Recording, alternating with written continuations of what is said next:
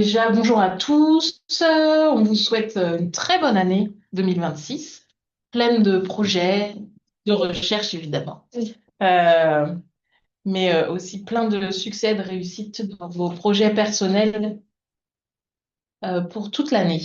On va introduire cette séance qui va être une séance un peu particulière par rapport aux autres, qui est un retour d'expérience de chercheuses, on peut le dire comme ça, carrément. Lucie Labiola, qui est sage-femme au CHU d'Angers. Tu te présenteras peut-être un petit peu plus en détail au début. Tu dis, je fais ce que tu veux. Voilà, je pense que c'est bien. Et docteur Julie Garévec, qui est psychiatre dans le service de psychiatrie adulte du CHU d'Angers. Et toutes les deux vont vous présenter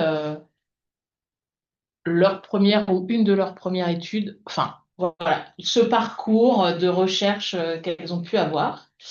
Donc, chacune leur tour, je pense qu'on va pouvoir prendre les questions à la fin de chacune des présentations. Et puis, voilà, n'hésitez pas, on enregistre la session. Comme la dernière fois, pour prendre la parole, n'hésitez pas à suivre, à lever la main là dans l'outil, comme ça nous, avec Romain, on suit et on vous donne la parole, on vous laissera ouvrir vos micros. Donc voilà, je te laisse la parole, Lucille, c'est toi qui commence. Ok. Excusez-moi, je ne sais pas si ça vient de moi, mais je vous entends quand même de très très loin. Je ne sais pas si je suis le seul, s'il faut que revoie ma configuration ou si tout le monde entend très bien. J'ai comme l'impression que votre micro est loin, mais c'est peut-être mon installation. Je ne sais pas pour les autres. Est-ce que d'autres peuvent nous dire?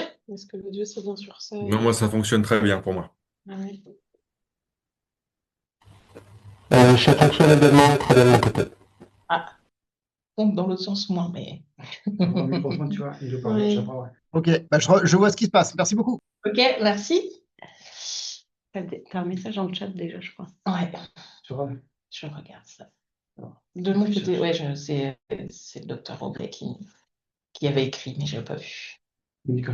Ouais, là, je peux commencer? Ouais, C'est bon? vas-y. Donc, je suis Lucie Labiola, je suis sage-femme au CHU d'Angers depuis 21 ans. J'ai depuis 3 ans arrêté mon activité en salle de naissance et activité classique de sage-femme puisque je travaille maintenant à mi-temps sur l'équipe de psychiatrie périnatale, l'équipe étape avec Élise Riquin et le docteur Le Floch. Qu'est-ce que je peux dire d'autre? J'ai une thèse de sciences en éthique que j'ai validée. J'ai passé ma soutenance début décembre.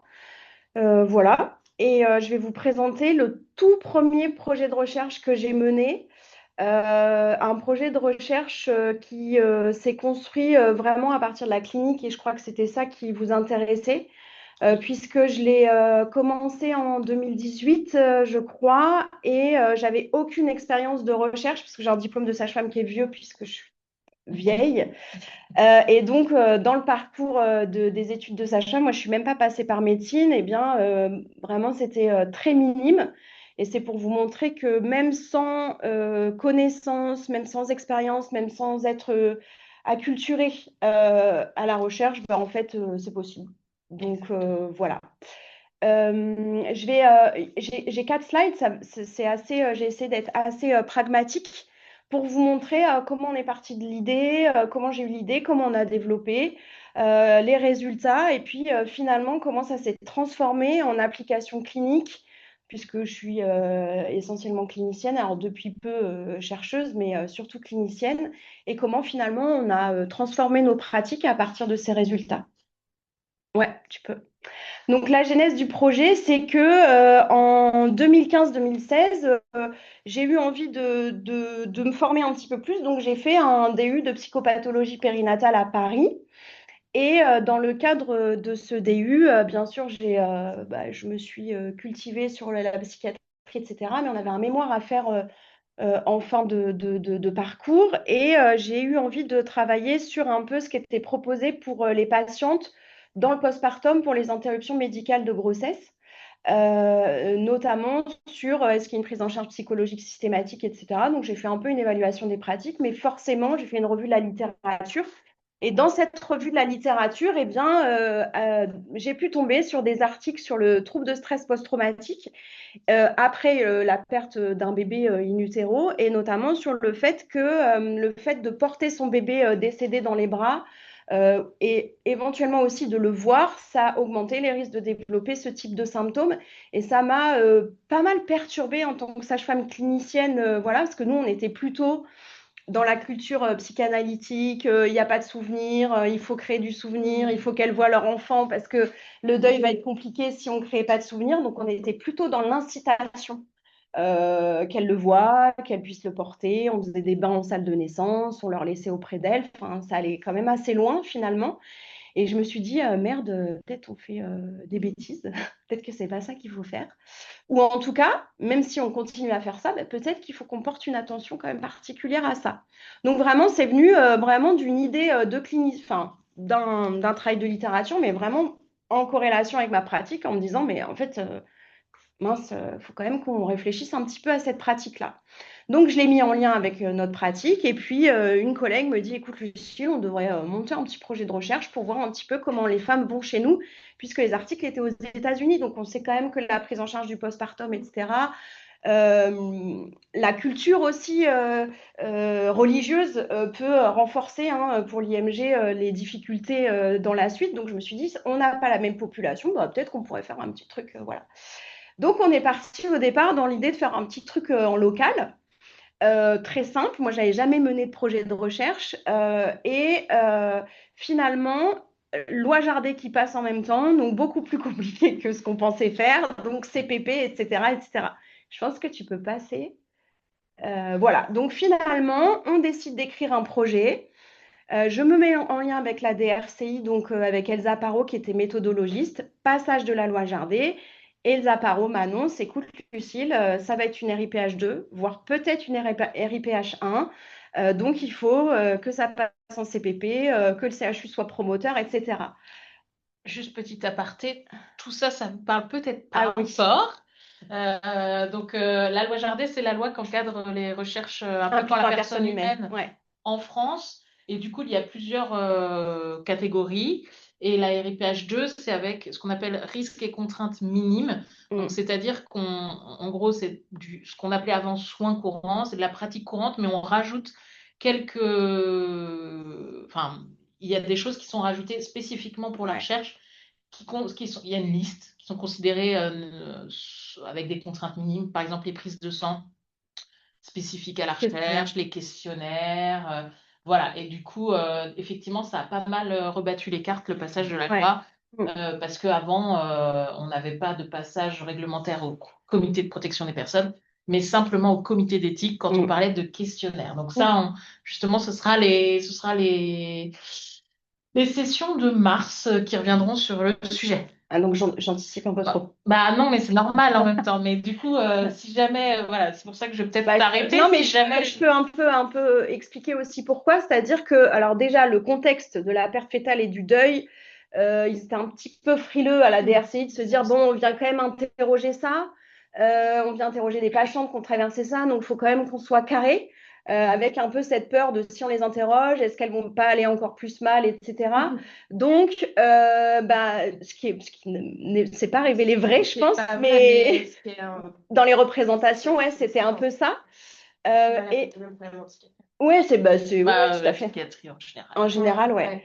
Même si là, finalement, on était dans des choses un peu fidiots, hein. Le deuil, c'est finalement quelque chose de normal, mais voilà, ça faisait un peu peur à tout le monde. Et donc, comme j'ai utilisé des échelles psychométriques pour scorer les symptômes de stress post-traumatique, eh bien, c'était pas des questionnaires qu'on utilisait couramment. Donc, CPP et RIPH2, puisque on rajoutait des choses aux soins courants. Et en plus, je vais vous expliquer un petit peu le design. Si elles avaient un score élevé, elles avaient une proposition de rencontre avec un psychiatre, ce qui ne se faisait pas en soins courants habituellement. Donc, j'ai fait tout ça. On a créé le CRF, donc le cahier d'observation, en fonction de la clinique et de ce qui me parlait moi en tant que sage-femme, puisque c'est moi qui l'ai construit. Donc, pas avec tant une approche psychiatrique, mais vraiment une approche de sage-femme. Donc, sur la modalité de la perte fœtale. Est-ce que c'était une interruption médicale de grossesse, une fausse couche tardive, une mort fœtale? Est-ce que le terme avait une influence? Est-ce que le fait que, peut-être vous ne le savez pas, mais elles peuvent déclarer à l'état civil leur enfant décédé à partir de 15 semaines d'aménorrhée, ce qui fait 3 mois de grossesse à peu près. Est-ce que c'était corrélé? Parce qu'elles peuvent récupérer le corps ou faire une délégation du corps ou le récupérer pour faire des obsèques? Est-ce que le fait de faire des obsèques, c'était corrélé, etc. Donc vraiment avec un truc très ancré dans la clinique et dans ce qui se passe pour les femmes, pour elles. Donc on a réalisé toutes les démarches réglementaires. Ça a été, je ne vais pas vous mentir, une épreuve puisque je ne m'y étais pas préparée. J'y suis vraiment allée la fleur au fusil. Bonjour les gars, j'ai une idée, ça a l'air super. Qu'est-ce qu'on pourrait faire? Bon, j'ai pas mal galéré, j'ai pleuré parfois. Mais si on écoute ce qu'on nous dit, j'ai été très scolaire, j'ai écouté ce que me disait la méthodologiste, j'ai suivi ce qu'on me demandait de faire, tout en gardant mon idée clinicienne. Et finalement, ça a été long, mais ça s'est fait avec l'accord du CPP dès le premier passage, ce qui était quand même pas mal. Donc, toutes les démarches ont pu se faire et le CHU a accepté d'être promoteur. Tout ça vient se rajouter en difficulté que je n'avais pas de financement. Donc, tout ça a été réalisé sur mon temps personnel.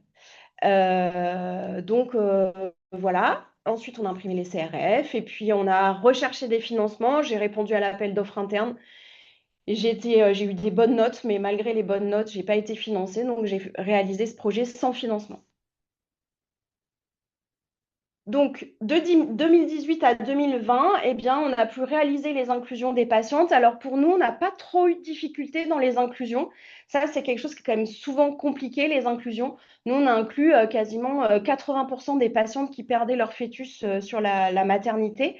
En fait, pour vous expliquer, quand elles perdent leur enfant, il y a des démarches administratives et ce sont les sages-femmes cadres qui vont les voir le lendemain de l'accouchement pour voir un peu ce qu'elles veulent faire du corps, etc. Et du coup, elles ont profité pour les inclure. Donc, il y avait 5 sages-femmes qui incluaient, donc, enfin, voilà, qui étaient sensibles à la question, en plus des sages-femmes. Donc, assez facile d'inclure. Des patientes pour qui il n'existait aucune prise en charge, donc qui étaient plutôt partantes. Pour être rappelées, je vais vous expliquer le design. Et du coup, on a pu inclure 120 patientes sur le CHU d'Angers. On a impliqué les équipes d'encadrement essentiellement. Et puis, j'ai rappelé les patientes en systématique à J15, 1 mois et 3 mois de la perte de leur bébé. C'était moi qui les ai toutes rappelées. Ça a été aussi au CPP. On a beaucoup insisté sur le fait que j'ai un DU, que je sois sensibilisée à la question, parce que sinon, je pense que ça aurait pu être un frein. Et donc, c'est moi qui les ai rappelées en systématique. Donc, elles savaient que j'allais les rappeler et ça a été plutôt, j'ai eu très peu de perte de vue en fait. C'est moi qui ai rempli, bien sûr, les cahiers d'observation. Et donc, les patientes passaient en IESR, en fait, à l'échelle de troubles de stress post-traumatique AJ15, 1 mois, 3 mois. Et si à 1 mois, elles avaient un score supérieur à 33, eh bien, elles étaient vues par Élise Riquin pour poser un diagnostic ou pas. Voilà. Et en 2021, on a analysé les résultats après nettoyage de la base de données. Mais en fait, la base de données, je n'ai pas trop galéré pour la nettoyer puisque c'est moi qui l'ai remplie. Donc, je savais ce que je remplissais et ce que je recherchais. Je connaissais parfaitement le dossier obstétrical et quand il manquait des données, je pouvais redemander aux patientes. Donc, en fait, on a eu une base de données qui était extrêmement propre. Et puis, on a fait l'analyse statistique à la DRCI. Malheureusement, on n'a pas pu faire d'analyse multivariée. On a pu faire que de l'univarié, mais finalement, on l'a publié. On l'a publié dans Scientific Reports. Donc, c'était pas mal. Je ne crois pas qu'après, dans la slide, j'ai mis les résultats. Non, je suis restée très pratico-pratique. En gros, un tiers des patients présentaient un score élevé à 1 mois. 11% avaient un trouble de stress post-traumatique clinique confirmé par Élise Riquin, ce qui, normalement, après un accouchement normal, c'est plutôt 3%. Peu de patients traités, peu de deuil pathologique et ce qui est ressorti associé au score élevé à 1 mois, c'était le fait d'organiser des obsèques, le fait de revoir plusieurs fois le fœtus à la maternité, le fœtus décédé, Pas forcément le prendre dans les bras parce que c'était quelque chose que je demandais aussi, mais le fait de le voir une fois, ça ressortait pas significatif, mais le fait de le revoir plusieurs fois, donc d'être confronté plusieurs fois au corps mort. Et puis, troisième facteur, la dissociation. Parce que je leur faisais passer un PDEQ et du coup, les patients qui se dissociaient, c'est ce qui est ressorti le plus significatif. Alors, c'est pas étonnant, mais c'est quelque chose qui n'avait pas été trop étudié dans le cadre de la perte fœtale, mais finalement, quand on y réfléchit, c'est plutôt logique. Voilà, et en fait, donc ça a été publié et on s'est dit, OK, quand même, les patientes, on leur fait revoir plusieurs fois leur bébé. Finalement, la maternité, c'est pas un lieu de mort, c'est un lieu de vie. Donc peut-être qu'il faut qu'on fasse partir les corps plus vite à la chambre mortuaire. Elles peuvent le revoir à la chambre mortuaire, mais c'est dans un lieu où les corps sont préparés, parce que chez nous, ils ne sont pas préparés. On ne fait pas de soins de conservation à la maternité. Donc maintenant, on fait partir les corps beaucoup plus vite. Et elles peuvent le revoir, mais dans un lieu dédié, sur un temps donné, avec c'est 1 heure par jour maximum pendant une semaine, donc c'est cadré. On s'est dit que peut-être le profil de patients, c'était des patients qui avaient du mal à se détacher finalement ou qui avaient un attachement très fort à leur enfant. Et puis, à 3 mois, je leur ai fait passer un questionnaire pour avoir leur avis sur la prise en charge. Je me suis dit, tant que je les tiens, parce que finalement, nous, on peut avoir des idées, mais ce qui est important, c'est plutôt ce qu'elles et leur savoir expérientiel. C'est hyper important pour moi d'avoir leur retour. Et on s'est rendu compte qu'il y avait plein de dysfonctionnements. Il y avait beaucoup d'erreurs sur les informations données, sur la délégation du corps, la déclaration. Donc tout ça, ça cristallise de l'injustice, ça cristallise des difficultés. Il n'y avait pas de prise en charge. Elles disaient, ce serait quand même bien d'avoir une prise en charge standardisée où ce sont les soignants qui vont vers nous parce que nous, on n'a pas la capacité. Finalement, il n'y avait que 20% des patientes qui avaient une prise en charge avec les psychologues de la maternité. Donc, c'était pas tant que ça parce qu'elles faisaient pas la démarche de rappeler. Elles sont tellement dans le mal qu'en gros, si on ne va pas les chercher, elles restent dans leurs difficultés et dans leur solitude. Et du coup, on a amélioré les pratiques au sein de l'équipe étape. Quand l'équipe a été montée via un projet ARS, eh bien, Élise Riquin, avec qui j'avais travaillé, s'est dit il faut qu'on inclue ces patientes puisqu'elles sont vulnérables, elles sont en risque psychique. Et maintenant, on rappelle systématiquement les patientes qui perdent leur enfant sur le CHU d'Angers. Et on les rappelle à 1 semaine, 15 jours, 1 mois au minimum et voire plus. Et voilà. Et l'objectif, c'est vraiment de déstigmatiser les soins psychiques. Il y a beaucoup de femmes dans l'étude qui ont accepté de voir Élise, mais qui n'avaient pas fait le choix de voir une psychologue, par exemple, qui acceptaient de voir Élise parce que je les avais eues 2 fois au téléphone et que je disais, ah, quand même, vos scores sont un peu élevés, ce serait intéressant de voir la psychiatre. Et qui là se disaient, OK, bon, peut-être que là, le temps est passé et je ne vais pas bien, j'accepte de voir quelqu'un, mais pour qui aller voir une psychologue, c'était pas si simple que ça, en tout cas, dans un premier temps. Et puis, on a mis les sages-femmes au cœur de cette modification des pratiques, puisque finalement, c'est une maternité qui n'a pas abouti à un enfant vivant. Mais nous, quand on les rappelle, on prend soin aussi du postpartum somatique, puisqu'elles ont un postpartum. Elles ont des saignements, elles ont une montée de lait, etc. Donc, on inclut la prise en charge somatique, mais on en profite pour demander comment elles vont.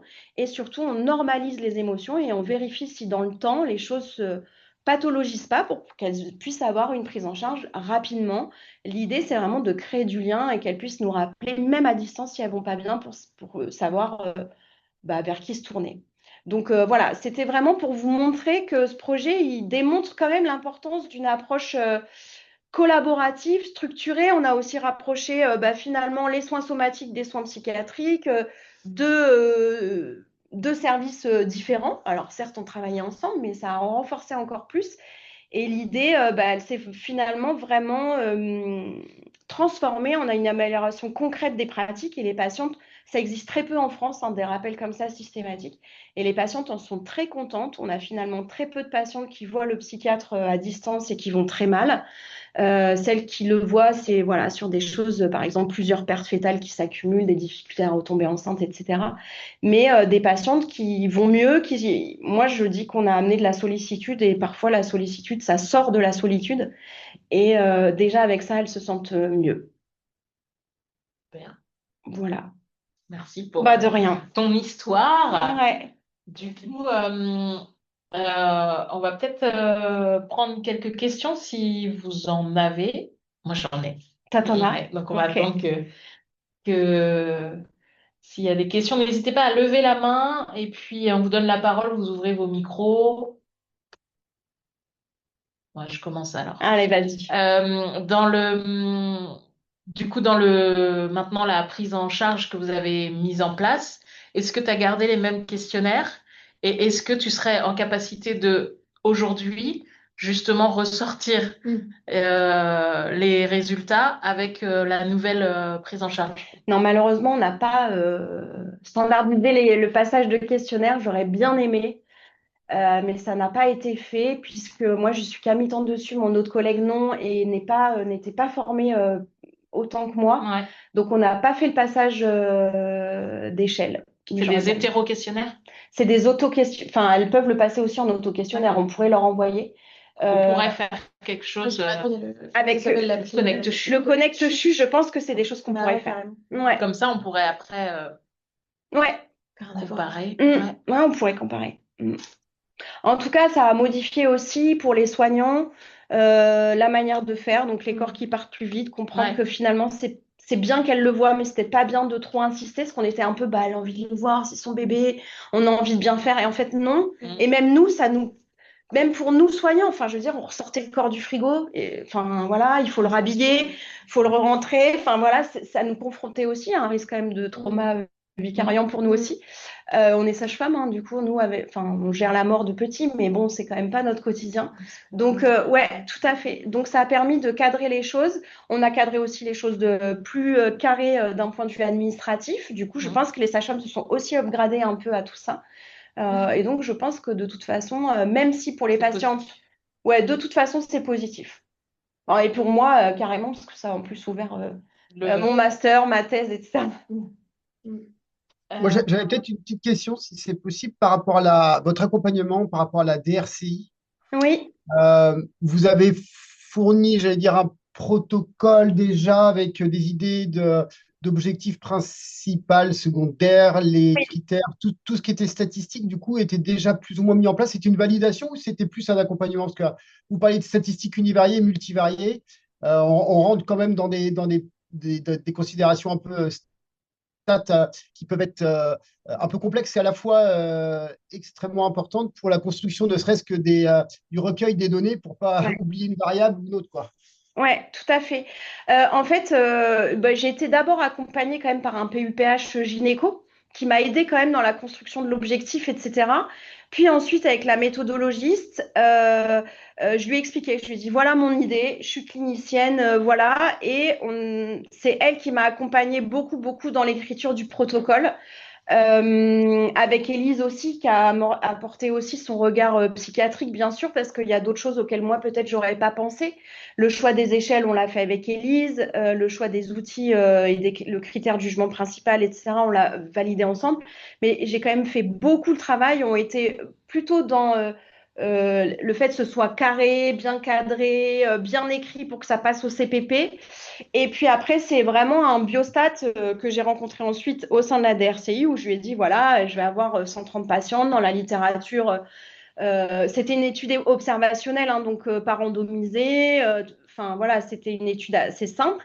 Je lui ai dit, voilà, dans la littérature, on retrouve à peu près ça. Je vais avoir à peu près tant de patientes. Et il m'a dit, bon, on fera de l'analyse univariée, on verra en fonction. Et c'est vraiment lui qui a fait les stats, par contre. Ok. Maintenant, je suis un peu plus autonome sur ça, mais là, pour la première fois, je ne l'étais pas du tout. J'avais aucune connaissance. Ok. Et Merci ça peut beaucoup. se faire quand même, hein. Ok, merci. De rien. Est-ce qu'il y a d'autres questions? Moi, je voulais revenir sur le temps, parce que la première slide, c'est idée 2015-2016, je crois, et changement des pratiques est publié 2021.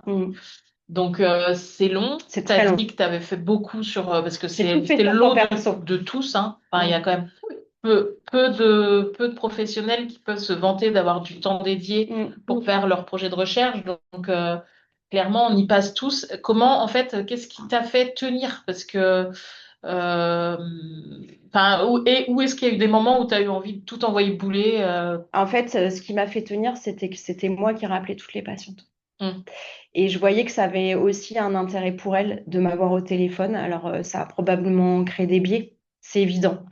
Mais en fait, je voyais que ça leur faisait du bien. Je me disais, OK, là, il y en a qui ont vu Élise qui n'allait pas bien, qui peut-être aurait été dans la nature. Ouais, une application clinique, quoi. Ouais, moi, vraiment, ce qui m'a... Parce que les cahiers d'observe, il faut savoir que j'ai même dû payer moi-même mon forfait de téléphone pour les rappeler parce que j'allais pas les rappeler avec mon téléphone perso. C'est moi qui ai payé ma petite puce et je les rappelais, j'emmenais les cahiers d'observe en vacances.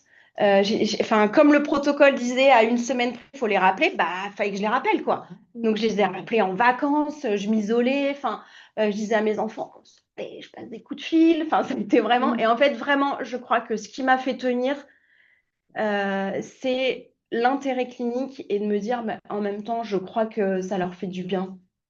Et elles ont l'opportunité de donner leur avis. C'est ça qui me fait tenir. La publication, par contre, plus d'une fois j'ai pleuré et plus d'une fois j'ai failli arrêter parce que le reviewing, ça n'arrive jamais. J'ai été acceptée première revue, je passe la barrière éditoriale, nickel, je me dis impeccable. 5 allers-retours.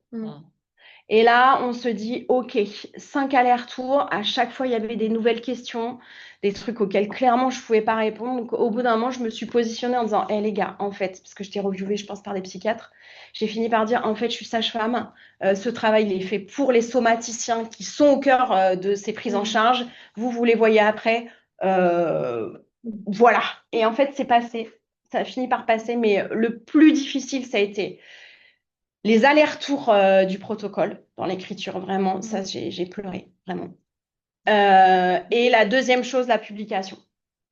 Mais appeler les patients, tout ça, non, franchement, ça, c'était plutôt chouette. C'était à faire. D'ailleurs, tu as recommencé depuis, tu as J'ai réédité, 1450 patients cette fois. réitéré l'expérience. Et là, je suis au 4e refus de revue, donc Non, en ce moment, c'est affreux. Et puis, ils mettent 4 mois pour dire non. Ouais. On est tous comme ça. Ça me fait du bien de l'entendre. Ouais, c'est pour ça que je dis, parce que quand on se parlait. 4e refus, là. Je l'ai reçu le j'ai été refusée 2 janvier. Bonne année. Toi aussi? Ok. J'en ai 2 en attente, j'ai été refusée 2 fois dans chaque. Ça met plusieurs semaines. Donc, c'est pas, enfin, ce que tu rapportes, et je pense que Julie, tu vas rapporter un peu des choses similaires.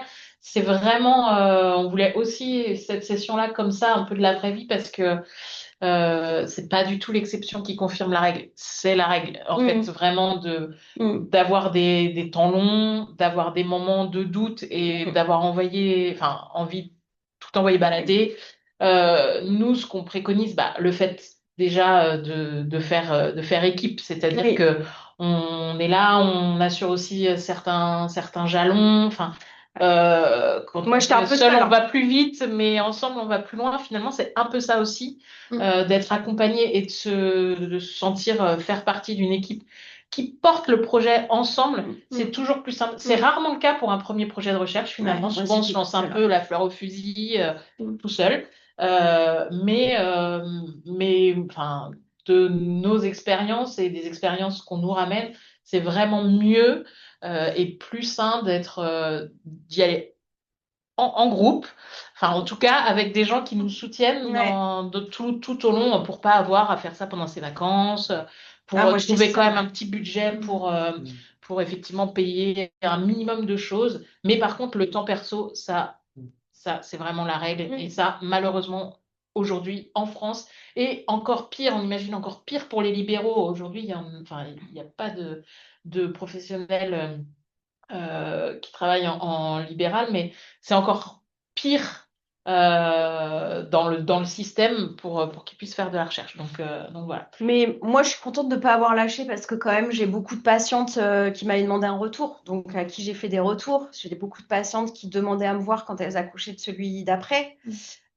Beaucoup de patientes qui étaient ravies de se dire le fait d'avoir participé, les pratiques ont modifié. Donc moi, c'est vraiment, c'est ça qui m'a fait tenir. J'avais une dernière question, si c'est possible. Dans votre choix de faire une étude, j'allais dire, clinique, vous avez parlé d'y aller un peu la fleur au fusil, comme c'est vos termes.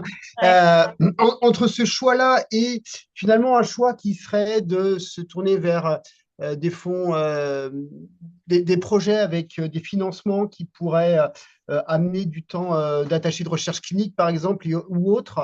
Est-ce que vous auriez, vous, avec vos deux expériences là, est-ce que vous diriez pas, il y en a un mieux que l'autre ou peut-être plus facile à absorber, j'allais dire, avec la routine, la pratique, le quotidien? Est-ce que vaut mieux pas finalement essayer d'aller chercher des fonds pour s'entourer, comme on parlait d'une équipe, mais peut-être une équipe large avec des aides, bon, des statistiques via la DRC, ça on peut l'avoir, mais également du temps Le d'arc. tech, ouais. Eh ben, je vous dirais que le fait de chercher un financement, bah, c'est encore des démarches, c'est encore des déceptions, c'est encore. Enfin, moi, à l'époque, hein, ça date d'il y a quelques temps, puis des sages-femmes qui faisaient de la recherche, parce que j'ai été investigateur coordonnateur, c'est-à-dire qu'il n'y avait pas de médecin. C'était rare, enfin, c'était pas si développé que ça, et ça reste encore quand même compliqué. Et du coup, c'était pour moi encore une étape supplémentaire, et je me disais, si j'ai des échecs et qu'on me dit non, le projet est nul, nanana, parce qu'on sait bien quand on est évalué, c'est pas toujours des trucs très objectifs. Je me suis dit, là, ça va trop me blesser dans mon ego, donc je vais pas y arriver. Je me suis dit, tant pis, j'y vais. D'autant que des études, et c'est dommage parce qu'on le voit là, ça vient modifier les pratiques pour le bien enfin, pour le bien des patientes et une meilleure prise en charge, enfin, du moins on l'imagine. Bon, voilà. Oui, bien sûr. Les études observationnelles, c'est Mm. quand même difficilement finançable dans des Ouais. appels à projets Ouais. qui sont hyper concurrentiels Mm. et enfin, les jurys vont aller Vers de la fluidement randomisation, du double vers- aveugle. Enfin, là, exactement. sur le deuil, j'allais pas les randomiser. Même, C'était pas non. envisageable. Même Donc, sur, c'est, voilà. même sur des petits appels à projets comme Mm. l'appel d'offres interne, par exemple, du CHU, enfin, déjà, c'est J'ai eu difficile. AB, moi, pourtant, j'ai eu des bonnes notes. Hein. Ouais, déjà, c'est difficile d'obtenir un financement qui est minimaliste. Hein. Enfin, je veux dire, Mm. on parle de 40 000 sur l'appel à projet, sur l'appel d'offres interne, 20 000 sur l'appel d'offres de la DRCI territoire. C'est peu. Alors, ça permet déjà de mettre, enfin, il y a quand même, dès lors où on a un peu de sous dans la machine, ça facilite plein de choses. Mais déjà, c'est hyper compliqué. Donc, c'est vrai que les études purement observationnelles, Mm. Ok. ça se fabrique. Ouais, puis je me suis dit, c'est la première fois que je le fais. Peut-être pas partir dans un truc trop foufou parce que je vais m'y perdre. Donc, je vais commencer par un truc très pratico-pratique et je regrette pas. Et ça a été quand même publié dans une bonne revue. Mm, Donc, finalement, on se rend compte que parfois, sur des projets un peu moins ambitieux, mm. bah, ça fonctionne quand même. Hein. Après, dans les services de soins qui ont la chance d'être dotés déjà de personnel de recherche, finalement, il y aurait eu, sans forcément de question de financement, il y aurait pu avoir un coup de main sur des aspects pratiques. Là, toi, il y avait personne.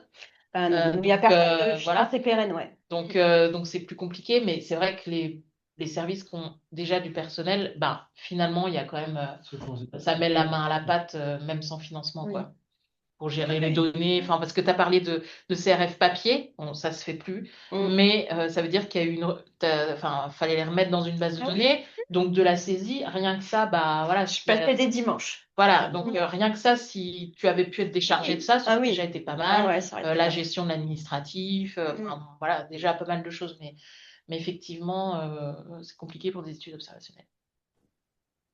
Et je me permets, j'étais pas là au début, donc ça a peut-être déjà été dit, mais Lucille, tu parlais d'aller-retour au niveau du protocole. Oui. Et comment ça se fait que tu aies eu autant d'aller-retour? Alors, enfin, du coup, pour une étude observationnelle, je m'attendais pas à ça. Ah, j'ai J'avoue. pas eu d'aller-retour avec le CPP, j'ai eu des allers-retours avec la méthodo, mais il me semble parfaitement normal. Moi, par exemple, quand j'ai écrit, j'avais pas mis de délai sur quand je dois les appeler. Ouais. Je l'appelle à J15, un mois, elle dit, ah non, il faut mettre à plus ou moins 5 jours, plus ou moins 3 jours. Là, il me manque de la biblio, ou là, il faut vraiment qu'on insiste sur le fait qu'on ne les laisse pas dans la nature et qu'elles verront le psychiatre. Il faut bien que tu précises qui, comment, dans quel parcours. Et en fait, il y a des choses très précises où ils savent que les CPP, moi maintenant, je suis membre d'un CPP, donc je sais parfaitement, c'est précis.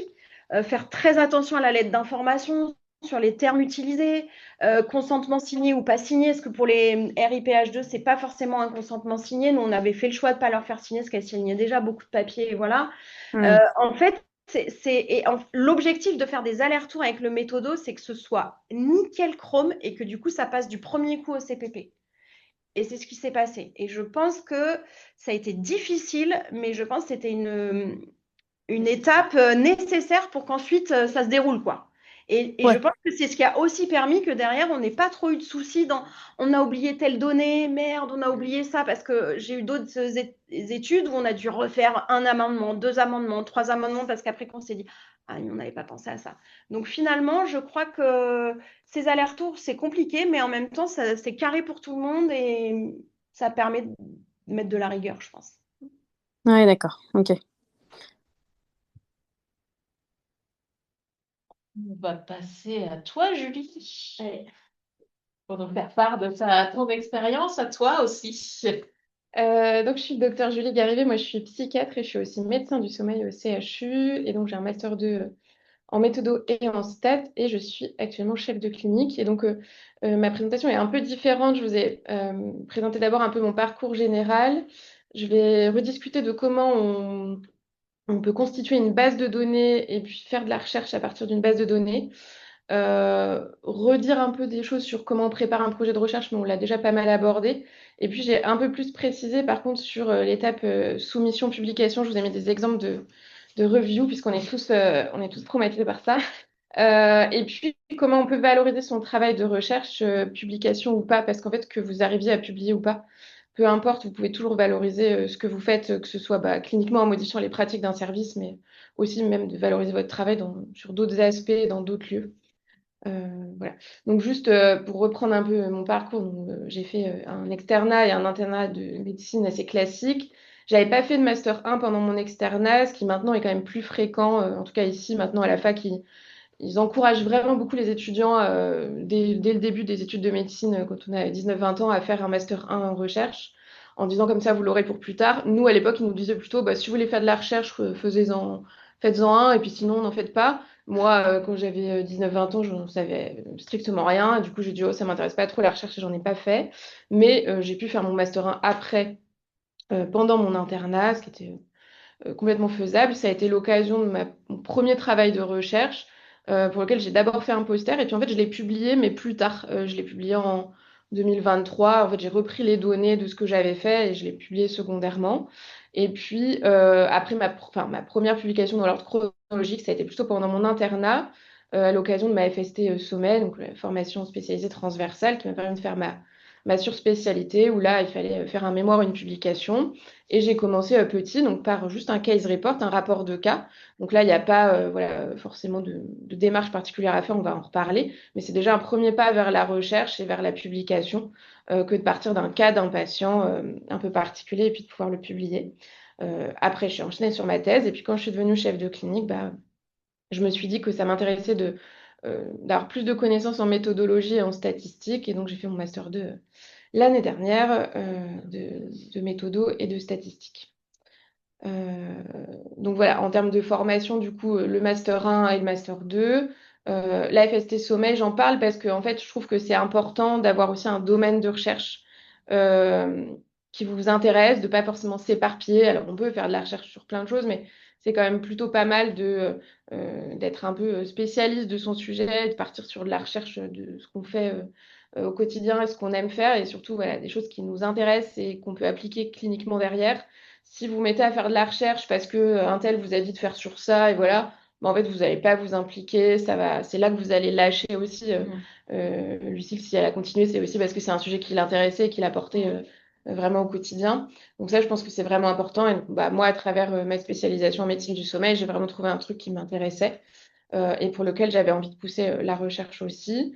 Et puis, il y a toute l'activité clinique que j'ai mis en italique, mais qui est tout aussi importante en fait, de se former à côté aussi euh, à la pharmaco, à la psychothérapie, en tout cas à tout ce que je vais pouvoir après étudier dans ma recherche. C'est-à-dire que si je veux parler de psychométrie, si je veux parler de pharmaco, d'avoir aussi des connaissances sur ce dont on parle quand on fait de la recherche. Et puis de continuer une activité clinique, ça pour moi c'est vraiment un des trucs les plus importants. Alors il y a des chercheurs qui font que de la recherche et c'est très bien, il en faut. Mais quand on fait de la recherche clinique, comme son nom l'indique, c'est vraiment important de garder un pied dans la clinique, déjà pour voir comment je vais appliquer ce que je recherche, que ça ait quand même du sens. Alors, on n'est pas là pour faire un prix Nobel, hein, globalement. A priori, on ne va pas révolutionner la médecine, voilà, mais quand même de se dire, on peut avoir des petites applications pratiques dans ce qu'on fait. Et il y a aussi une activité d'enseignement qui, pour moi, est importante et qui peut faire partie de la recherche, d'encadrer aussi des étudiants, d'intervenir même auprès de populations qui ne sont pas dans le milieu. Voilà, c'est quelque chose qui peut être important pour moi. Donc, il y a une chose qui peut être intéressante quand on fait de la recherche, c'est que quand on veut faire de la recherche, par exemple, observationnelle, on peut être amené à faire de la recherche en rétrospectif. Et donc, en fait, l'idée, c'est de pouvoir allier ce qu'on fait en soins courants avec ce qu'on pourra faire dans la clinique plus tard. Et donc, c'est pour ça que je crois qu'il y a au moins une de mes internes qui est connectée et qui sait que je suis un peu chiante sur la tenue des dossiers, mais que plus vous allez être en soins courants rigoureux et systématisés, plus vous allez ouvrir des portes à la recherche qui seront plus faciles plus tard. Parce que si on sait qu'on a été systématique dans nos soins, alors c'est un truc qu'on ne fait pas que en se disant on fera de la recherche plus tard, qui va nous servir au quotidien, mais si on se dit là je vais bien noter à chaque fois que je fais une échelle de dépression, je vais la noter à chaque fois dans mon dossier, je sais que peut-être dans 2 ans, je pourrais faire du rétrospectif sur ça et reprendre les études, enfin les échelles que j'avais faites. Et donc, moi, dans ce contexte-là, ce que j'ai fait, c'est que comme j'ai lancé sur le CHU il y a 2 ans maintenant des consultations spécialisées psychiatrie et sommeil pour des patients qui ont des troubles du sommeil et des troubles psychiatriques, et en fait, j'ai systématisé, standardisé des questionnaires que les patients ont à toutes les premières consultations. Et ça m'a permis d'avoir une base de données. Et là, il y a une des internes qui va faire sa thèse à partir de cette base de données. En tout cas, on va pouvoir facilement accéder à cette base puisque c'est en pratique des soins courants, des données qu'on a déjà et qui sont standardisées dans les dossiers, mais sur lesquelles on va pouvoir revenir pour faire de la recherche et pour évaluer ce que ça donne ces consultations. Donc, c'est aussi important. Donc, par exemple, d'avoir des comptes rendus types, c'est ce que je vous ai mis, des questionnaires types, de standardiser sa pratique, de tracer correctement dans les dossiers. Si un jour vous êtes amené à faire du rétrospectif, le prospectif, c'est très prenant aussi parce qu'il faut rappeler les gens, prendre les choses au fur et à mesure, mais le rétrospectif, c'est aussi très chronophage parce qu'en fait, vous allez reprendre tous les dossiers. Parfois, il va vous manquer une ligne d'un truc qui va vous faire perdre toute la donnée pour le patient. Et vous n'allez pas rappeler quelqu'un qui a été hospitalisé il y a 5 ans pour savoir comment il se sentait à ce moment-là. Enfin, donc, c'est vraiment important aussi de pouvoir se dire, je suis systématique dans mes soins, déjà pour avoir une bonne qualité de soins et prendre en soin correctement mes patients. Et aussi, si je veux plus tard en faire un paquet de recherche, en tout cas une base de données pour la suite. Une question déjà. Est-ce que Oui, pour le questionnaire que vous Ouais. avez décidé de mettre en place, vous l'avez mis sans accord préalable, vous avez pu le mettre en place déjà parce que considéré comme dans les soins. En fait, j'ai pas mis en place pour de la recherche. C'est-à-dire que c'est des questionnaires que moi j'utilise au quotidien pour mes consultations, qui me servent vraiment au quotidien. Donc, je vais donner à mes patients parce que je veux les avoir.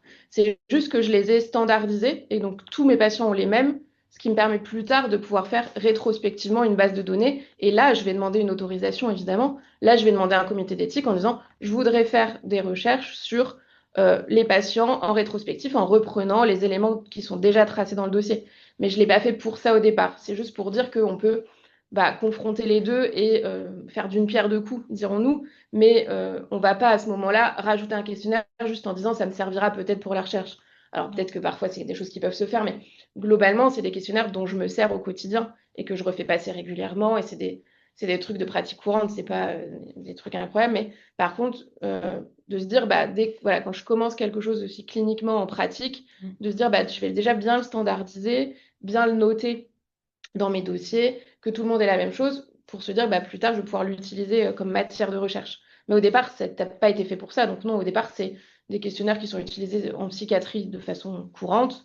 Et donc, on n'a pas besoin de demander d'autorisation pour faire des soins à ces patients. Globalement, le recueil de données, de manière générale, il est autorisé pour l'établissement. En fait, ils ont une méthodologie de référence dans laquelle donc pas que recherche, hein, mais du coup, c'est le principe du RGPD, de la CNIL et compagnie. Du coup, ça, par exemple, en théorie, dans chacun de nos établissements, il y a une mention dans le livret d'accueil ou sur le site web.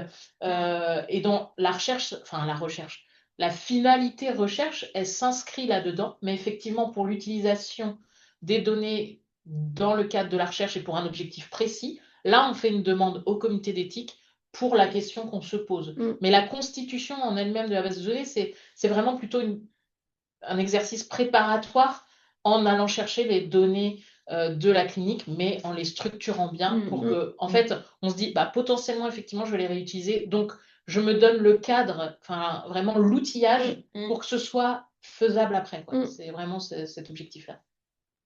Ok, merci. Ça répondait à la question? Oui, très très bien, merci. Super. Voilà ce que j'ai à dire sur ça. Et donc, comment on va préparer un projet de recherche de A à Z? Eh ben, le truc le plus important, mais c'est ce qui vous a déjà été dit, c'est d'avoir une question précise, pertinente et qui vous intéresse, qui soit bah, un truc qui vous a percuté dans votre pratique ou que vous voudriez changer, ou un truc où vous avez dit, bah, tiens, ça, je vais bien chercher dans la littérature et puis en fait, bah, je trouve pas grand-chose, ou je trouve des trucs qui datent un peu et je me dis, j'aimerais bien vérifier ça, ou regarder ça dans une autre population, par exemple. Typiquement, bah, voilà, le fait de porter son bébé ou pas suite à un deuil postnatal, bah, qu'est-ce que ça donne? Bah, ça a été recherché, mais pas trop. Enfin, voilà. Les autorisations légales, on en a déjà un peu parlé. Globalement, bah, vous aurez compris, le comité d'éthique, bah, c'est le truc un peu plus facile à passer. Le CPP, ben, c'est un peu plus compliqué parce qu'effectivement, c'est un protocole qui met du temps à se mettre en place. C'est pareil, pouvoir avoir déjà fait un CPP pour Refire. C'est long. Et en fait, la partie qui est longue, effectivement, c'est de préparation avec la DRCI, parce qu'ici, on a une DRC qui nous prépare avant de soumettre au CPP. C'est pas forcément partout pareil. Et donc, en fait, ils font en sorte que votre protocole soit vraiment nickel, effectivement, avant de nous dire, là, OK, vous pouvez soumettre au CPP. Ce qui permet d'être accepté du premier coup, ce qui a été mon cas aussi. Mais ça a été très, très, très long pour le faire avant. Et aussi, mais ça va changer en partie grâce à ce que vous faites là, et voilà, mais aussi parce que la psychiatrie, c'est un domaine qui est moins connu de la DRCI au niveau local, en tout cas, ça dépend des endroits, encore une fois, mais ils avaient moins l'habitude des soumissions de projets de recherche en psychiatrie, puisque on est un service qui participe à la recherche beaucoup en multicentrique, mais il n'y a pas de création de projet, enfin, on n'a pas 1000 par an non plus par rapport à d'autres services qui sont très, très, très proposeurs qui proposent beaucoup de nouveaux sujets. Ça change beaucoup et c'est quand même de moins en moins. Mais il y a aussi ce biais-là au départ que moi, c'est pareil, j'ai commencé à travailler sur Refire, je sais pas, en 2021, je pense, 2020. Et bah, en fait, la DRCI, bah, il y avait aussi plein de questions éthiques, psychiatriques, parce qu'ils connaissent pas et ils disaient, bah, ah ok, vous voulez interroger les idées suicidaires, mais est-ce que ça va pas leur en donner? Ou, mais si vous en trouvez, qu'est-ce qui va se passer? Ah bah, le monde va pas s'écrouler. Enfin, voilà. Et donc ça, c'est aussi en fait, c'est aussi de la formation entre les deux, quoi. Ils nous apprennent un peu la méthode à structurer, et puis nous aussi, on peut enrichir les connaissances de l'équipe pour que les prochains projets de psychiatrie soient un peu plus faciles à faire passer, et qu'il y ait des habitudes qui se mettent en place. Après, il y a toute la rédaction du projet, en fait, déjà pour le présenter au comité d'éthique ou au CPP. Il y a des formulaires qu'on vous a montrés, qu'on vous remontrera d'autres occasions. Ce qui est très important pour moi, c'est la partie bibliographie. Qu'est-ce qui a déjà été fait sur le sujet? C'est quoi les bases? Est-ce qu'il y a déjà des trucs similaires à moi qui ont été faits? C'est pas grave si c'est le cas, mais je vais pouvoir confronter à la littérature. Ah bah ça m'intéresse trop, mais ça a déjà été fait plein de fois. Bah, c'est pas grave, pourquoi pas le répliquer, le faire un peu différemment? C'est OK. Ou au contraire, est-ce que ça n'a jamais été fait, mais est-ce qu'il y a des trucs un peu similaires? Toujours vraiment voilà, pouvoir bien justifier son sujet, l'introduire, remettre dans le contexte. Et puis la partie méthodologie et stats, je vais en parler un peu plus après, mais qui est quand même importante, puisque si on veut bien répondre à une question, bah, il faut avoir la bonne méthode, parce que si vous avez beau avoir une question giga pertinente, super, hyper innovante, et une méthodologie qui a l'air super, bah, si c'est la méthodologie qui n'est pas adaptée à votre question, bah, vous n'allez pas y répondre. Et donc, bah, vous serez embêté. Se faire relire et super bien s'entourer, ça c'est, bah, on revient sur ce qu'on disait aussi, mais d'avoir un bon encadrant, ça c'est vraiment important. C'est des ARC, des techs, des chefs de projet, des chercheurs expérimentés, des gens qui ont déjà fait de la recherche, qui ont déjà publié pour nous aider dans toutes ces étapes-là. Enfin, je trouve que c'est vraiment indispensable. On y arrive quand même sinon, mais c'est vrai que ça prend plus de temps et c'est quand même pourvoyeur d'angoisse. Donc, toujours bien s'entourer quand on fait de la recherche, c'est un travail d'équipe et puis bah, c'est aussi un travail de compagnonnage de bah il y a des gens qui sont passés par là avant moi, comment ils peuvent m'aider et comment on peut faire en sorte que ça se passe de mieux en mieux. Et donc je vous ai euh, mis 3 petits exemples rapides, mais donc, bref, pour vous montrer un peu les étapes des différents projets sur lesquels j'ai pu travailler, il y en a d'autres, mais vraiment mon premier projet, on va dire publication recherche, c'était le rapport d'un cas, le case report, quand j'étais à Paris pour ma formation de sommeil. Donc c'était un cas clinique intéressant. J'ai repris tout le dossier en rétrospective. On a demandé l'accord du patient et puis ça s'arrête là. Et puis bah, on rédige l'article et on publie. Après mon travail de thèse, c'était un travail prospectif, mais avec un petit effectif, hein. J'avais 60 patients au total. C'était des soins courants avec des questionnaires habituels, donc on a pu passer en comité d'éthique. Il y avait 2 groupes, c'était assez simple, pas besoin de financement. C'était des patients soit hospitalisés, soit en consultation. On a comparé des patients insomnie avec dépression et insomnie sans dépression sur la régulation émotionnelle. Et voilà. Après, le deuxième projet où là j'ai dû faire un CPP, bah, c'était pour le fameux Refire, où là on a un effectif un peu plus important. On a, je crois, 130 patients, non, 164 patients, quelque chose comme ça. Non. On a 64 patients. 64 patients par groupe, donc 120, 130, quelque chose comme ça.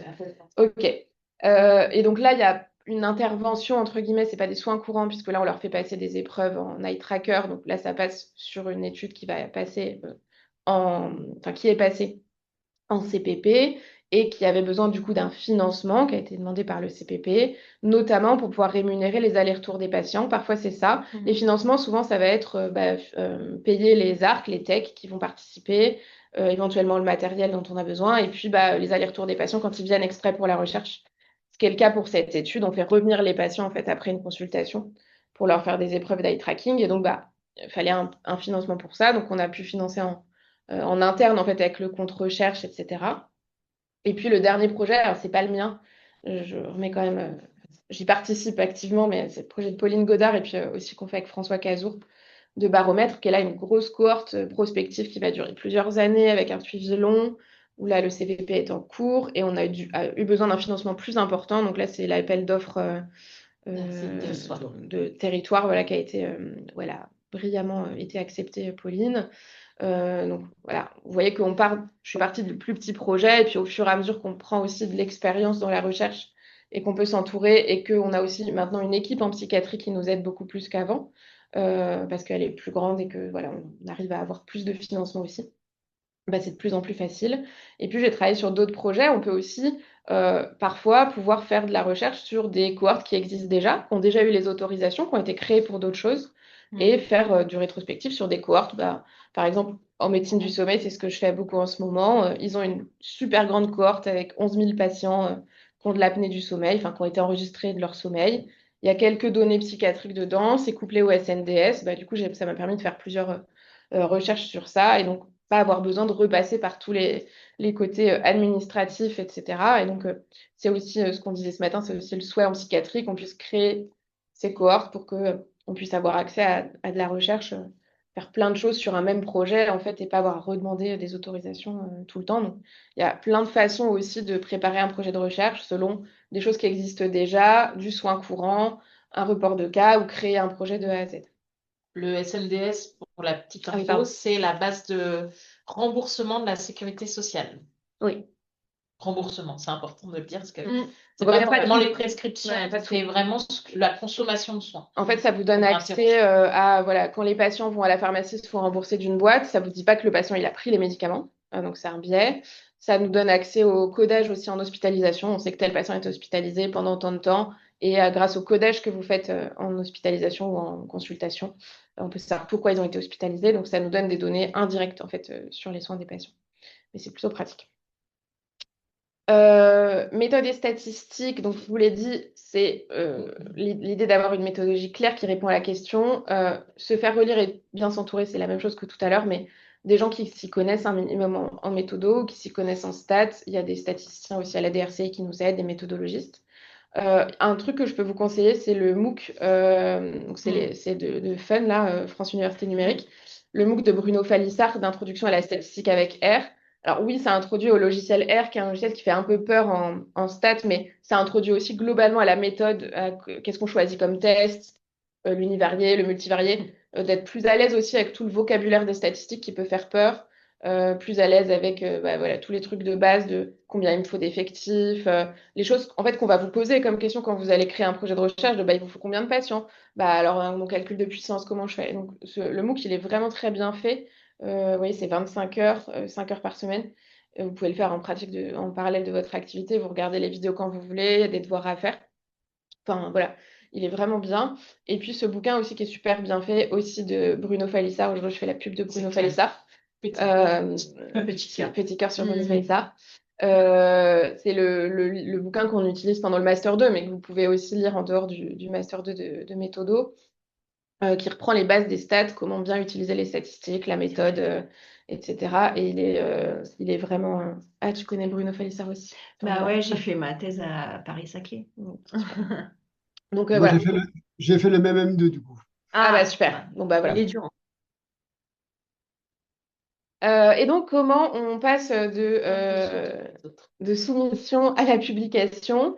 Eh ben, on va commencer par rédiger son article. Donc, on a fait toutes les étapes dont Lucille vous a parlé. On a recueilli les données, le CRF, fait sa base de données. On a fait ses statistiques, soit grâce à Bruno Falissard, soit grâce à la DRCI, peu importe. Et on a tout ça. Puis bah, après, on va se mettre à rédiger. Donc, via la méthode IMRAD, hein, l'introduction, la méthode, les résultats, la discussion. Et puis, il y a des étapes importantes de choix des co-auteurs. Qui est-ce que je mets dans mes co-auteurs? Donc, il y a eu toute une omerta sur ça pendant des années où, en fait, il y avait 15 noms d'auteurs dans les publications et, en fait, sur des gens qui n'ont jamais participé à votre truc et qui ne savent même pas ce que c'est. Il y a des gens qu'on est un peu obligé de mettre sur un mode, on va dire, politique. Mais bon, tout ça, ça change quand même de plus en plus. L'idée, c'est de mettre des gens qui vous ont aidé, bah, votre encadrant, les gens qui sont dans le service, qui ont participé à la recherche. Des gens qui peuvent vous relire aussi, qui vont vous aider à modifier. Avant même de soumettre Voilà, on va faire plein de versions, hein. On va faire une dizaine de versions de l'article entre co-auteurs déjà, avant de se dire on va soumettre à la revue. Il y a le choix de la revue, puisque selon la revue que vous choisissez, vous n'allez pas rédiger pareil votre article, puisqu'il y a des revues qui veulent 3000 mots, il y a des revues qui en veulent 2500, il y a des revues qui veulent que la biblio soit dans tel format, il y a des revues qui veulent que les figures soient comme ci, enfin voilà. Donc ça va aussi modifier votre façon de rédiger. Là, le choix de la revue, vous allez le faire pas par rapport à l'ampleur de ma recherche. Est-ce que c'est un truc de grande ampleur ou pas? Est-ce que c'est de la psychiatrie? Est-ce que c'est du sommeil? Est-ce que c'est quoi que ce soit? Il y a l'impact factor qui peut vous aider. Donc, c'est à quel point le journal il est recité, il est, on va dire, important. Et puis, il y a les rancy gaps qui peuvent être un peu différents. Parfois, l'impact factor n'est pas très haut, mais le rancy gap, c'est meilleur. Le système SIGAP, vous savez, c'est un système de points qu'on va obtenir en publiant. Et c'est un peu comme ça que dans les carrières universitaires, on peut calculer les choses derrière. Et donc, il y a, par exemple, là, tout à l'heure, c'était un rang B. Bon, en gros, c'est le rang A, c'est meilleur, et un rang B, rang C, mais vous pouvez lire en rang D, rang E, peu importe. Mais ça dépend aussi de la qualité de votre étude et puis de à quel point ça va être dur ou pas. C'est beaucoup plus dur de publier dans un rang A ou dans un rang B que dans un rang D, forcément. La cover letter et les author guidelines, je crois que je vous les ai montrés après. Quand on va très pragmatiquement, quand vous allez soumettre votre premier article, il faut faire une cover letter, donc une lettre où on va dire à l'éditeur du journal, l'éditeur principal, bah, veuillez trouver cet article, il parle de ça, je le soumets à votre journal, il n'a pas été mis ailleurs en soumission. Tous les auteurs sont d'accord avec moi et voilà, donc c'est une petite lettre pour présenter. On peut mettre bisous à la fin, ça dépend si on veut réussir ou pas.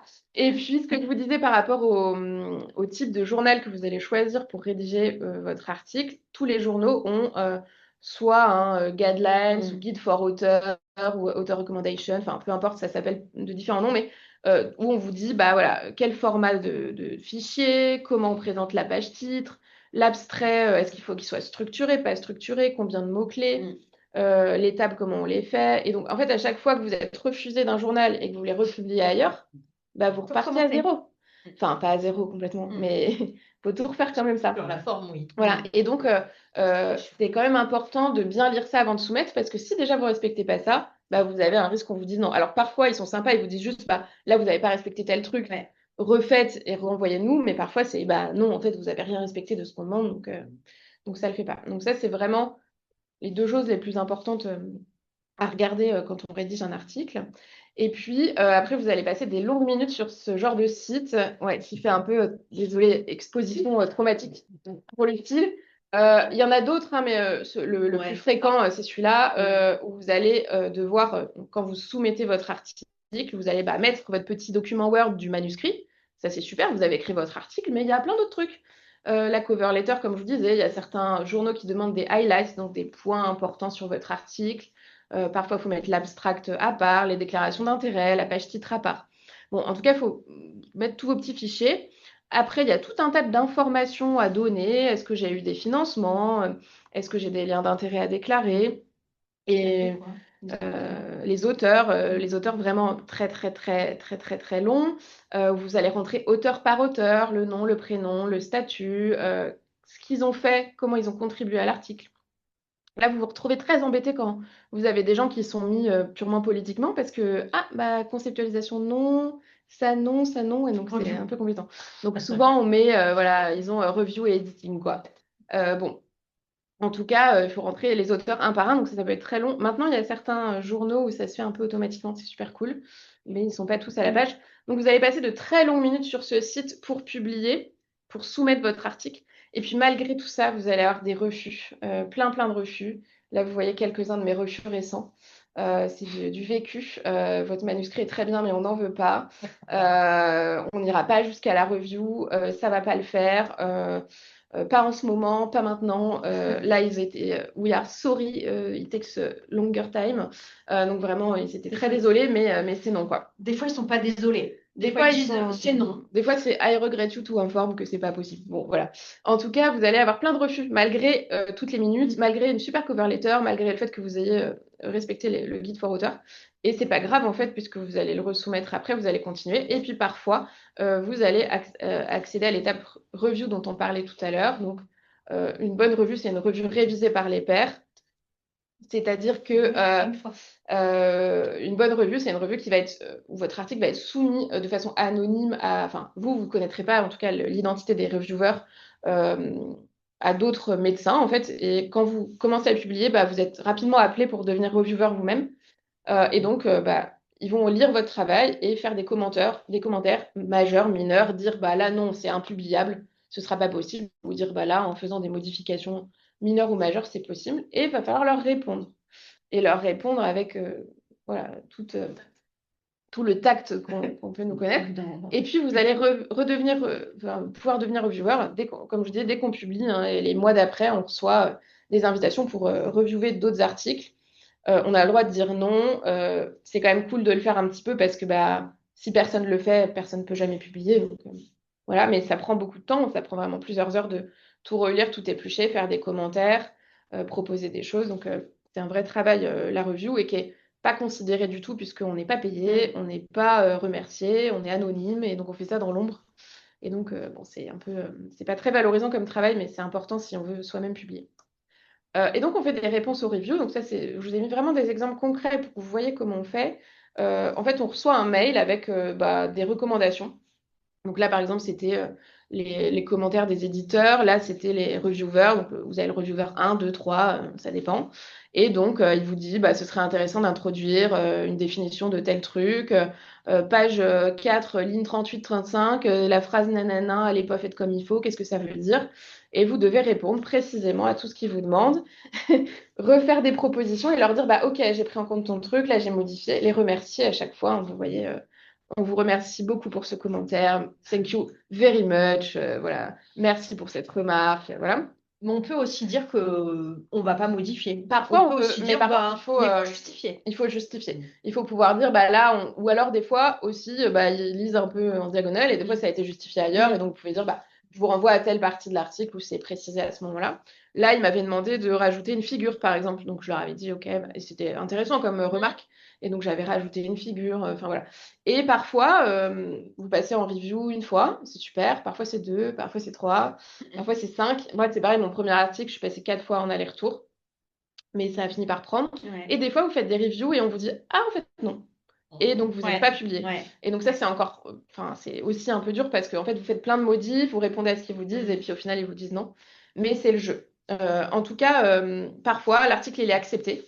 Et là, vous sortez le champagne ou le champomis comme on est en dry January. Vous informez vos co-auteurs, hein, forcément, on leur dit, bon, bah super, on a été accepté dans tel journal. Et après, il y a encore une étape, c'est que, il y a les épreuves, les proofs qui vont être faites par le journal. Donc en gros, ils vont faire le PDF quoi, qui va sortir dans l'article. Et donc, il faut relire, vérifier qu'ils aient bien copié ce que vous avez fait, qu'il n'y ait pas d'erreur dans les affiliations des auteurs, etc. Et puis là, on attend, on attend, on attend. Ok. Et puis finalement, on a une publication et donc on est super content. Et puis on a son nom dans le journal. Et puis voilà, là, on fête vraiment les choses et c'est super. Mais parfois, ça arrive 1 an et demi après que votre article ait été accepté, quoi. Et donc parfois, entre l'étape où vous commencez à rédiger votre truc et où c'est finalement publié, bah, ça prend plusieurs années en fait.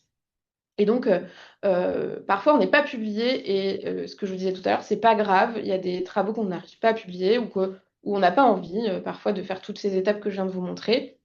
On peut faire autrement, on peut communiquer autour de sa recherche et de ses projets de façon différente. On peut aller en congrès, soumettre ses recherches en poster, en communication orale. On peut faire organiser dans ces services hospitaliers ou dans même des maisons en libéral des réunions de recherche. On va parler de ce qu'on fait, on va échanger. On peut sur les réseaux sociaux aussi partager ce qu'on fait comme recherche.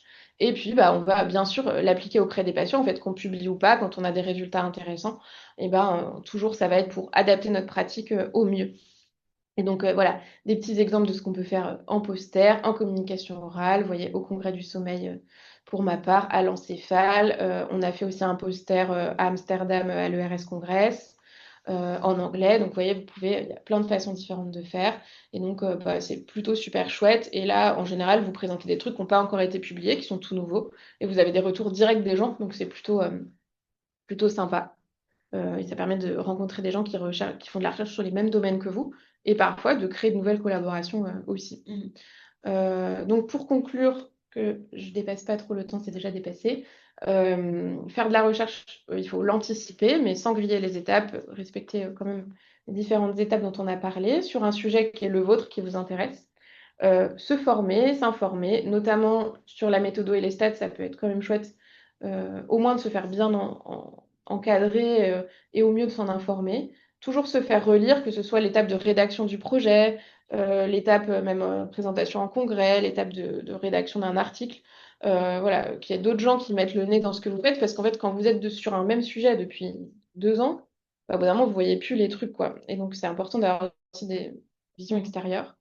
Et puis persévérer, c'est ce qu'on disait tout à l'heure, ne pas laisser tomber, même si des fois on a envie, comme tout le monde. Mais voilà. Et donc, quand votre papier il est cité, vous êtes super content. Et encore une fois, par contre, bon, on ne fait pas forcément des prix Nobel tous les jours. Parfois, on a l'impression que notre recherche est va être super impactante et en fait, pas du tout. Mais l'idée, c'est de persévérer et puis de continuer pour avoir aussi des applications cliniques plus tard. Et je vous remercie de votre attention.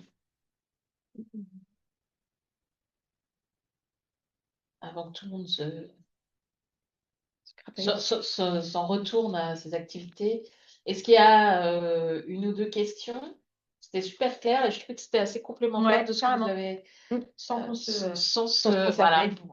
C'est beau. Moi, j'ai une petite remarque. Juste, juste comme ça m'est venu quand tu présentais, tu sais, dans quelle revue publier. Faut pas hésiter à aller chercher des revues qui sont pas forcément dans notre domaine. Moi, les 2 revues pour lesquelles j'ai publié dans Scientific Reports, qui est une revue généraliste. Et je pense que c'est plus facilement passé Oui, que dans une carrément. revue de psychiatrie ou une revue d'obstétrique. J'ai publié du Cali. J'ai réussi à publier du Cali dans le cadre de ma thèse. J'ai publié dans BMJ Open. J'ai essayé dans Midwifery, qui est un truc de sage-femme. C'est pas passé. Donc, faut pas hésiter aussi à se dire, bah ok, finalement, dans mon milieu académique, ça passe pas parce que c'est déjà écrit, c'est connu ou c'est pas dans ce qui se fait en ce moment. Bah ok, on change de stratégie. Carrément. Puis des fois, ça passe pas Ouais, dans un journal parce qu'ils ont eu plein de propositions en même temps et que du coup, exactement. c'est pas le bon moment pour Ouais. eux. Et donc, bon, bah tant pis. Et il y a ça aussi. Et bah, c'est pareil, comme je fais psychiatrie et sommeil, il y a tous mes sujets de recherche vont parler des deux, mais il y en a qui vont plus passer dans des journaux sommeil, Ouais, et plus dans des journaux c'est ça. psychiatrie. Et donc, faut pas hésiter non plus à vous faire aider pour le choix des revues. Il y a des sites d'ailleurs qui sont faits pour, où vous pouvez mettre votre abstract et ils vous proposent un journal qui serait adapté, enfin des journaux qui seraient adaptés. Et puis bah, des gens qui ont l'habitude, quoi, ou qui vous disent, bah oui, tiens, bah, j'ai réussi à publier dans tel journal il y a 6 mois, peut-être essaye ça. Voilà, c'est aussi ça qui peut aider. Il y a des Il y a questions? une main levée, je crois. Non? Non. Non? Non, bah, Je vois ça une main se levée à fait. droite. Non? En bas? Au-dessus d'un Ah oui. C'était là, peut-être. Ah oui. Ah non, c'est pour toi, pour lever la main. Voilà, voilà. Bah, du coup, on remercie tout le monde d'avoir participé à ce webinaire, ce second webinaire. Le prochain, je le cherche, c'est le...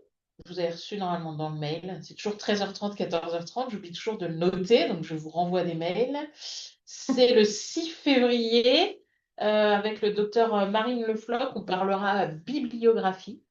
Donc avec un peu plus de... Voilà, on va aller mettre les mains dans le cambouis sur voilà, de la question clinique à la biblio et toute cette histoire-là. Donc on vous donne rendez-vous le 6 février prochain. Si vous voulez revoir le replay, il sera sur notre chaîne. On vous enverra aussi le lien. Bonne journée à tous. Merci, bonne journée. Bonne journée.